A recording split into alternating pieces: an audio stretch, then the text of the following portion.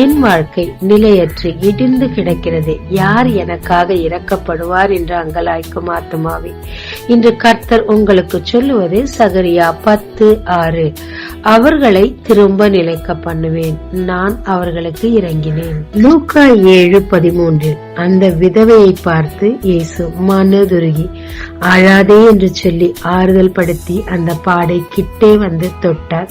மகன் உயிர்த்தெழுந்தார். ஏன் அவர் அவள் மேல் மனதுருகினாள்? அவள் ஒரு விதவை, அவளுக்கு இருந்ததே ஒரே ஒரு மகன். எல்லாவற்றையும் இழந்து செய்வது அறியாமல் அந்த மகனின் பிணத்திற்கு பின்னாக வந்து கொண்டிருந்தார். இயேசு அங்குதான் இருந்தார்.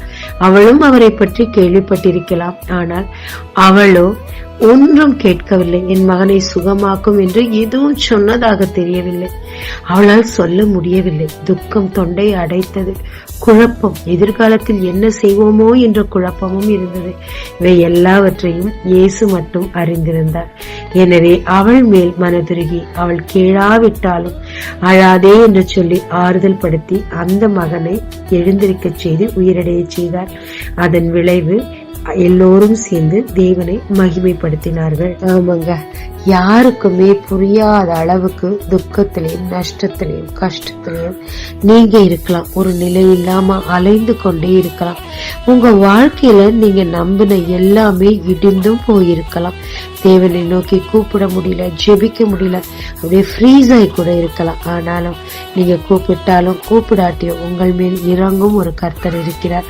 உங்கள் மேல் மனதிற்கும் ஒரு கர்த்தர் இருக்கிறார். உங்களை புரிந்து கொண்டு உங்களுக்கு ஆறுதல் செய்யும் கர்த்தர் இருக்கிறாருங்க. உங்க சூழ்நிலைகள் எல்லாமே மாறுங்க. கர்த்தர் உங்களை இனி அலையாதபடி நிலைக்க பண்ணுவார். இடிந்த உங்கள் வாழ்க்கையின் எல்லா பகுதிகளையும் திரும்பவுமாய் கட்டுவாருங்க.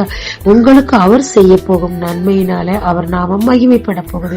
எனவே பயப்படாதீங்க, இனிமேலும் அழாதீங்க, இனிமேலும் புலம்பாதீங்க, அங்கலாய்க்காதீங்க. அவருக்காக காத்திருங்க.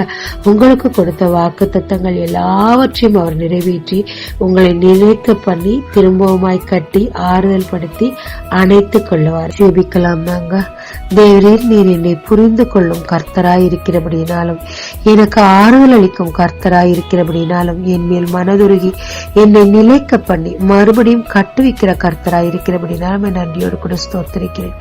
வாய் திறந்து ஜெபிக்க எனக்கு உதவி செய்யுங்கப்பா. ஃப்ரீஸ் ஆயிட்டேன்ப்பா. என் மூலம் உண்டாம மகிமைப்பட உதவி செய்யுங்க. இயேசு மூலம் பிதாவே, ஆமென். இயேசு கிறிஸ்துவின் நாமத்தில் இந்த நாளில் உங்களை ஆசீர்வதிக்கும் ஜீசஸ் விஷன்.